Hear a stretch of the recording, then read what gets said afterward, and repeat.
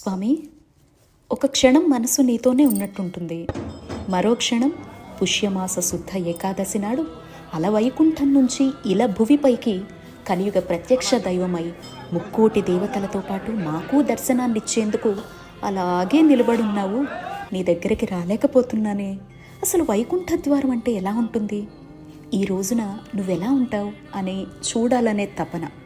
మరోపక్క రోజు కన్నా ఎక్కువగా నిన్ను మనసులో తలుచుకుంటూ ఉంటే మనసే వైకుంఠ ద్వారమైనట్లు, నువ్వే నన్ను చూస్తూ ఉన్నట్లు అనిపిస్తోంది. ఏంటయ్యా ఈ మాయ, ఏది నిజం అసలు?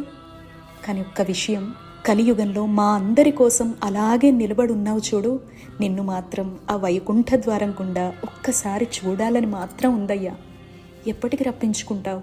అంతటి భాగ్యం ఉందంటావా ఈ జన్మకి? ఈరోజు ఏం మాట్లాడినా ఏం చేసినా నువ్వు వింటావు, చూస్తావంట కదా. మరి నా మాట వినిపిస్తోందా?